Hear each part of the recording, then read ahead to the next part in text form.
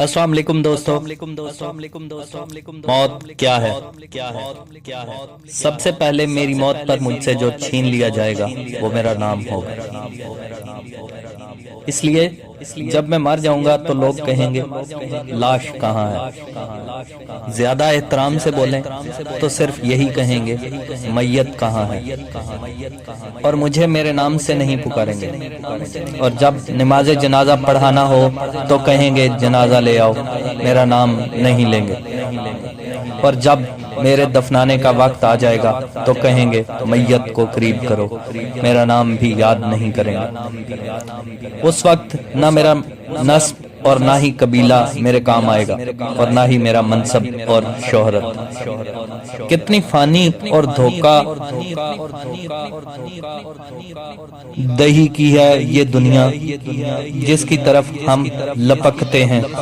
بس اے زندہ انسان خوب جان لے کہ تجھ پہ غم و افسوس تین طرح کا ہوتا ہے۔ جو لوگ تجھے سرسری طور پر جانتے ہیں وہ مسکین کہہ کر غم کا اظہار کریں گے۔ تیرے دوست چند گھنٹے یا چند روز تیرا غم کریں گے اور پھر اپنی اپنی باتوں اور ہنسی مذاق میں مشغول ہو جائیں گے۔ زیادہ سے زیادہ گہرا غم گھر میں ہوگا، وہ تیرے اہل و عیال کو ہوگا، جو کہ ہفتہ، 2 ہفتے یا 2 مہینے اور زیادہ سے زیادہ 1 سال تک ہوگا۔ اور اس کے بعد وہ تجھے یادوں کے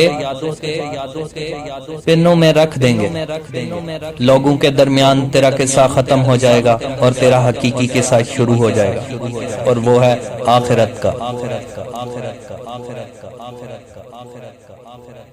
تجھ سے چھین گیا تیرا جمال، مال، صحت، اولاد، جدا ہو گئے تجھ سے مکان و محلات، بیوی، گھر، ساری دنیا، اور کچھ باقی نہ رہا تیرے ساتھ سوائے تیرے اعمال کے، اور حقیقی زندگی کا آغاز ہوا۔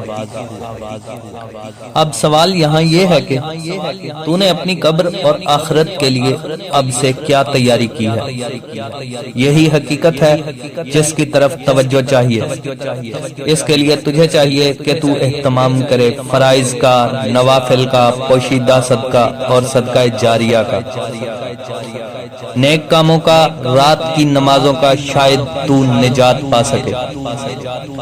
اگر تو نے اس مقالہ سے لوگوں کی یاد دہانی میں مدد کی جبکہ تو ابھی زندہ ہے، تاکہ اس امتحان گاہ میں امتحان کا وقت ختم ہونے سے تجھے شرمندگی نہ ہو اور امتحان کا پرچہ بغیر تیری اجازت کے تیرے ہاتھوں میں چھین لیا جائے، اور تو تیری اس یاد دہانی کا اثر قیامت کے دن تیرے اعمال کے ترازو میں دیکھے گا۔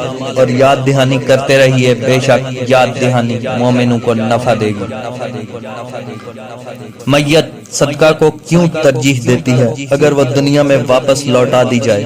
جیسا کہ قرآن میں ہے، اے رب اگر مجھے تھوڑی دیر کے لیے واپس لوٹا دے تو میں صدقہ کروں اور نیکوں میں شامل ہو جاؤں۔ یہ نہیں کہے گا کہ عمرہ کروں گا، نماز پڑھوں گا، روزہ رکھوں گا۔ علماء نے کہا میت صدقہ کی تمنا اس لیے کرے گا کیونکہ وہ مرنے کے بعد اس کا عظیم ثواب اپنی آنکھوں سے دیکھ لے گا۔ اس لیے صدقہ کثرت سے کیا کرو، بے شک مومن قیامت کے دن اپنے صدقہ کے سائے میں ہوگا۔